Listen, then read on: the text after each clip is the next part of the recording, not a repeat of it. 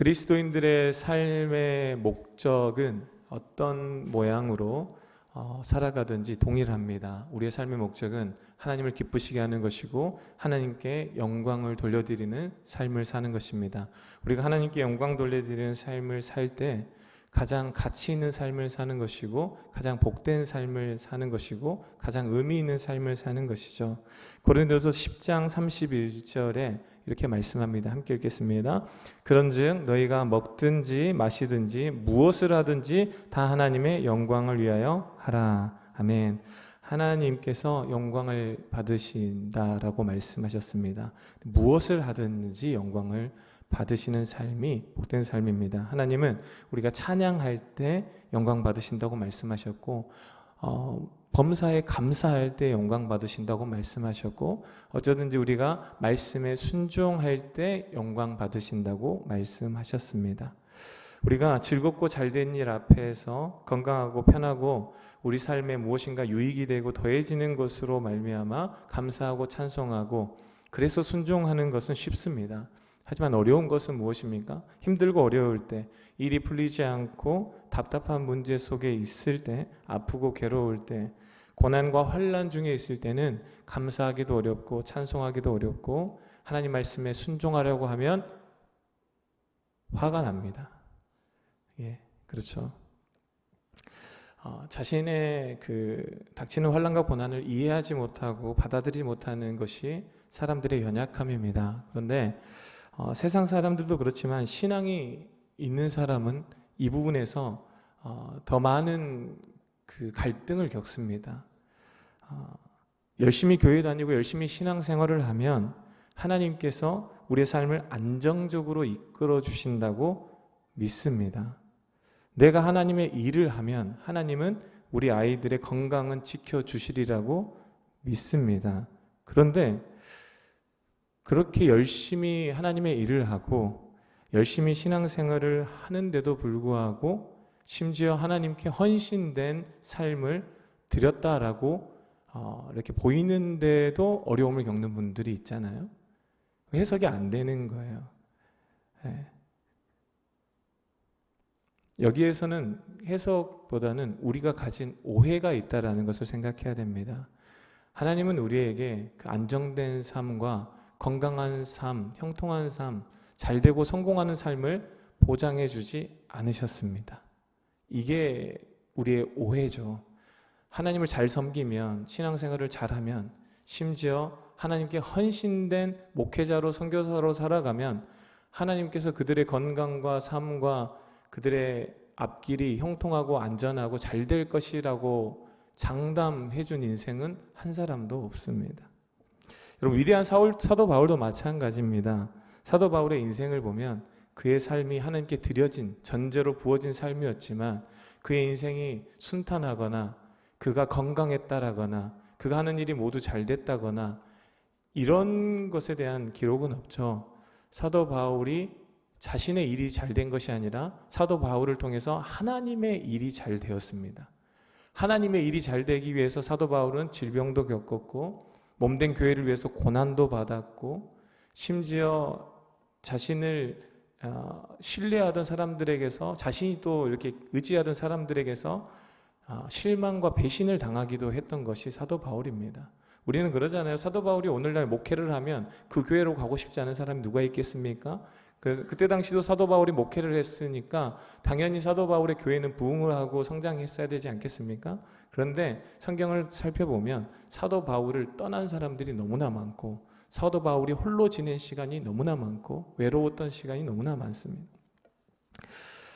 고린도후서 1장 8절 9절 말씀에 보면 이렇게 사도 바울이 이야기하죠. 자신의 사역에 대해서 이렇게 이야기를 해요. 함께 읽겠습니다. 형제들아, 우리가 아시아에서 당한 환난을 너희가 모르기를 원하지 아니하노니 힘에 겹도록 심한 고난을 당하여 살 소망까지 끊어지고 우리는 우리 자신이 사형 선고를 받은 줄 알았으니.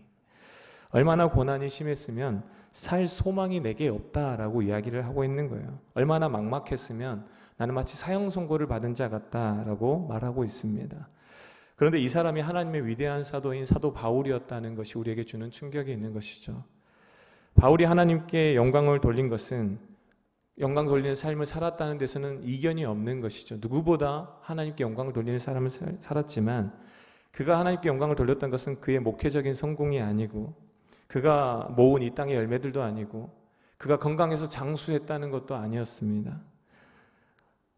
바울이 하나님께 영광을 돌렸던 것은 이 땅에서의 열매에 연연하지 않고 말씀을 붙잡고 주어진 십자가를 놓지 않고 묵묵히 감당하고 버티는 삶을 살았다라는 것입니다. 끝까지 그 달려갈 길을 마칠 때까지 주신 사명에서 벗어나지 않았다라는 거예요. 주변 환경이 어떠하든지 내 건강이 어떠하든지 사람들이 어떠했든지 그것에 연연하지 않고 나는 묵묵하게 말씀을 붙잡고 사명 붙잡고 소명의 자리에서 벗어나지 않고 버텼다라는 것입니다.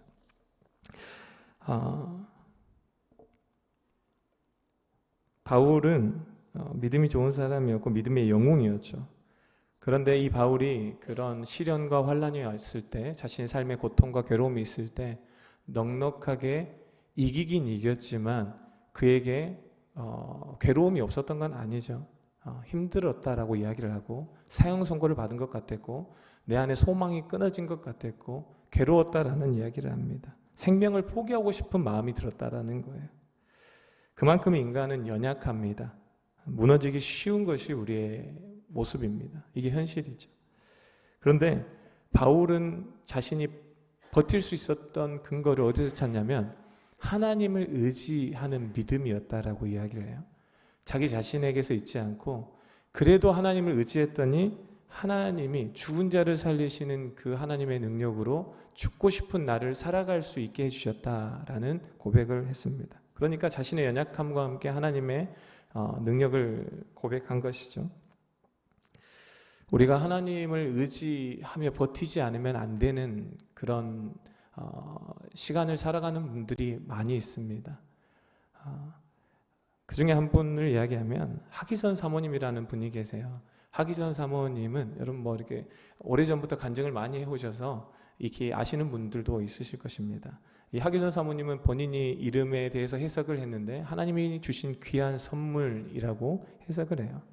네, 이분이 초등학교 4학년 때부터 17년간 결핵을 앓았습니다. 결핵이라는 질병을 앓았는데 너무 심하게 앓아서 폐의 15%만 남고 모든 폐가 녹아내렸다라고 이야기를 해요. 이분이 간증을 하시는데 간증하면서 본인이 이야기하기를 KF94 마스크 있잖아요. 그 마스크를 10개를 쓰고 호흡하는 것과 같다라고 이야기를 해요. 거칠게 호흡을 합니다. 숨이 잘 쉬어지지 않고 15%밖에 숨을 못 들이마시니까 폐가 이렇게 흡수를 못하니까 얼마나 힘들겠어요. 그러면서 간증을 해요. 2층 계단을 올라가려고 해도 서너 번을 쉬셔야 됩니다. 말씀을 나누는 내내 가쁜 숨을 들이마시면서 말씀을 전하세요. 어릴 적 소원이 그거였다라고 합니다. 잠을 1시간만이라도 누워서 잤으면 좋겠다. 그러니까 어릴 적 한참 결핵을 많이 앓을 때는 앉아서 밤을 새는 경우가 많았다라고 이야기를 하세요. 이렇게 마산에 있는 병원에 입원했을 때는 당신의 병은 고칠 수 없고 어린 청소년에게 그런 이야기를 한 거죠. 이제 사망 선고가 내려졌어요. 그래서 죽음의 불안이 찾아왔을 때 기도를 합니다. 하나님을 찾아야 되겠다라고 기도를 하는데 하나님이 병을 고쳐주지 않으셨습니다. 하나님 제발 내 병을 고쳐주세요라고 기도했는데 하나님 병을 고쳐주지 않고 하시는 말씀이 너는 본고로 믿느냐 보지 않고 믿는 자가 복되다라는 음성만 들렸대요. 그 음성을 듣고 우리 같으면 좀 실망할 거 아니에요? 주님, 하나님 살아계신 것이 내 병이 낫는 것으로 이렇게 좀 증명됐으면 좋겠습니다. 하지만 그 음성 듣고 응답이라고 여기고 기도의 자리에 계속해서 앉아 있으면서 하나님이 내가 고통 가운데 있을 때도 함께 하시는 하나님이라는 것에 대한 위로를 받고 이제 더 이상 그 질병의 치유에 대해서는 기도하지 않게 됐대요. 그리고 사명을 생각했는데 사명이 무엇이냐면 내가 호흡이 끊어지는 순간까지 찬양하겠다. 그리고 누군가를 도와주는 사람이 되어야 되겠다. 남은 시간 동안 옆에 있는, 멀리 가지는 못하니까 중환자실에 있는 환자들을 돌봐주는 그 사명을 감당하다가 죽음을 맞이해야 되겠다고 생각하고 계속해서 그 중환자실에서 봉사하고 그 환자들과 함께 위로하고 죽음이 끝이 아니라고 소망을 주고 그렇게 한 달여를 계속해서 봉사를 하는데, 그 몸을 가지고 봉사하는데 한 달쯤 지났을 때 몸에 있는 결핵의 균들이 모두 사라지는 기적을 경험했다라고 이야기를 해요. 그리고 나서 살게 된 그 이제 15%에서 멈췄어요. 더 이상 폐가 녹지 않고, 의학적으로도 이것은 설명이 되지 않는 15%밖에 폐를 가지 않는 사람이 살아갈 수 있다는 것은 이거는 치료의 대상이 아니라 연구의 대상이다 라고 얘기를 할 정도로, 근데 그 몸으로 지금까지 살아계시면서 20년이 넘게 간증을 하고 또 사모님들을 섬기는 사역을 하세요. 제가 오늘 말씀을 준비하면서 다시 간증을 들어봤는데 최근 간증에 또 똑같은 얘기를 하십니다. 하나님이 하신 일들, 그때 살려주신 일, 그래서 내가 사명을 받았고 지금까지 감당하고 있는 일들을 똑같이 이야기를 해요. 사실 처음 이렇게 회복되고 나서 그 폐를 이식해야 되겠다라는 소망이 있었대요. 이식할 수 있는 소망이. 그래서 폐를 이식하려고 검사를 했는데 오래돼가지고 다른 장기들이 폐의 자리를 다 채워버려서 폐를 이식할 공간이 없는 몸이 돼버렸다는 거예요. 더 좌절될 거 아니에요. 그런데 하나님을 원망하지 않고 내 삶의 자리에서 내게 주어진 이 몸을 가지고 남겨진 15%의 폐를 가지고 맡겨진 사명을 묵묵히 감당하고 찬양하고 사모님들을 섬기는 사역을 해야 되겠다. 그렇게 해서 지금까지 섬기고 있습니다. 그리고 내 삶을 통해서 하나님이 영광받는 것이 목적이다라고 계속해서 이야기를 하고 나는 행복한 사람입니다 라고 찬양을 하고 사세요. 오늘 본문 말씀 에스겔 16장 6절 말씀 함께 다시 한번 읽겠습니다. 내가 내 곁으로 지나갈 때에 내가 피투성이가 되어 발짓하는 것을 보고 내게 이르기를 너는 피투성이라도 살아있으라, 다시 이르기를 너는 피투성이라도 살아있으라 하고. 여러분, 우리가 버티지 않으면, 뭔가 견디지 않으면 안 되는 그런 어려움과 힘듦 가운데 있을 때 하나님께서 우리에게 주시는 순종할 말씀이에요. 순종해서 하나님께 영광 돌려드릴 수 있는 말씀입니다. 너는 살아있으라. 너의 환경이, 너의 건강이, 내가 처한 문제가 피투성이 같을지라도 살아있으라 라는 말씀입니다. 다른 말로 이런 상황, 피투성이 같은 상황에서는 우리에게 어떤 마음이 듭니까? 죽고 싶다는 마음이 들죠. 살고 싶지 않다는 생각이 듭니다. 더 이상 하나님의 사명을 감당하기 싫다라는 마음까지 들어요. 그럴 때도 하나님께서 말씀하시는 것은 너는 살아있으라, 버티라, 견디라 라는 말씀이라는, 이렇게 살아서 무엇을 하나 지긋지긋하다라는 생각이 들 때, 아픔으로 잠도 못 이루고 괴로움으로 고통의 시간을 보내는 사람들이 있습니다. 심지어 이 세상의 삶을 정말로 포기하고 싶을 때도 있을 수 있죠. 그게 우리의 연약함이니까. 그 가운데 순종해야 될 말씀이 뭐라고요? 그래도 살아있으라. 그래도 예배를 드리라. 그래도 감사하라. 그래도 찬양하라 라는 말씀이에요. 그 찬양하는 것으로, 감사하는 것으로, 우리가 예배를 드리는 것으로 그 상황에서 힘들고 어려운 일들에서 벗어나거나 내가 원하는 일들이 이루어지지 않더라도 내가 하나님께 영광을 돌려드리는 것이라면 나는 그저 감사하겠습니다. 찬양하겠습니다. 예배 자리에 있겠습니다. 이것을 하나님께서 원하신다는 거죠. 하나님은 그런 사람을 통해서 영광을 받으십니다. 좌절과 낙심으로, 불평과 원망으로, 탄식으로 그 시간을 보내지 말고 그 가운데 감사와 찬송으로, 기도로 살아내라 라는 말씀입니다. 하나님은 세상의 기준으로 잘되고 성공한 것을 통해서 영광받지 않으십니다. 하나님의 말씀에 순종하는 사람을 통해 하나님의 이름을 그렇게 높이기를 원하는 사람을 통해서 영광을 받으십니다. 감사하기를 포기하지 않고, 사랑하기를 포기하지 않고, 살아내기를 포기하지 않고 어쩌든지 버티며 살아내는 그 삶의 몸부림을 통해서 영광을 받으신다는 거예요. 오늘 우리가 순종해야 될 하나의 말씀, 내가 그런 상황이 아닐지라도 이사야 성경 40장 1절에 말씀하시죠. 너는 위로하라. 내 백성을 위로하라. 주님 무엇으로 위로합니까?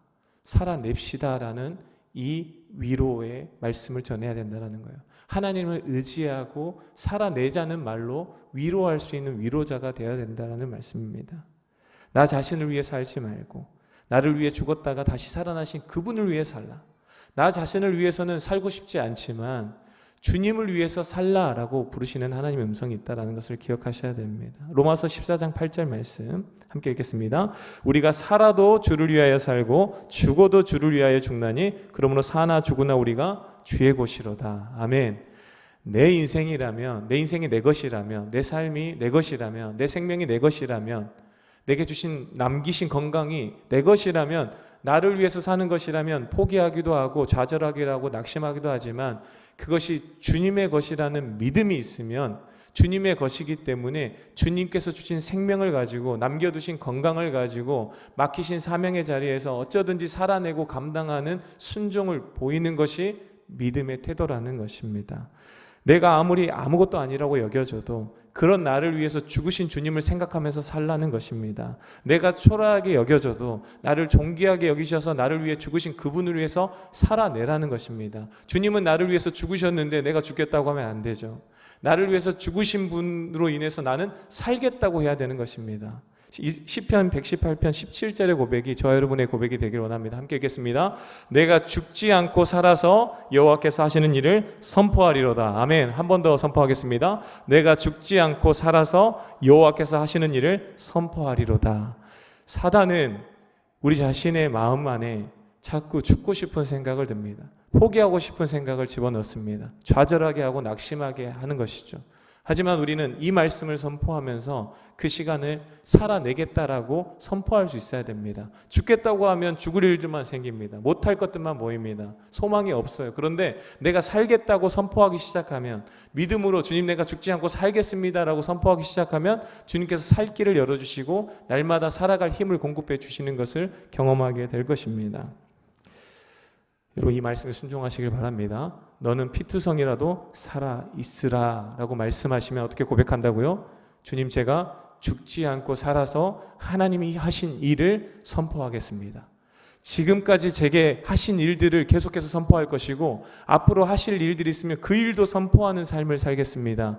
내게 생명 주신 분도 주님이시고 건강 주신 분도 주님이시고 오늘을 살게 하신 분이 주님이시니까 내가 그 말씀에 순종해서 오늘을 살게 하신 주님을 찬양하겠습니다라고 고백하는 저 여러분이 되길 원하고, 우리 주변에 그렇게 낙심하고 좌절하신 분들이 있다면 기도하면서 함께 하나님을 의지하도록 도와주시고 살아야 되는 이유를 가르쳐 주시며 함께 살아가게 된 저 여러분이 되기를 바랍니다.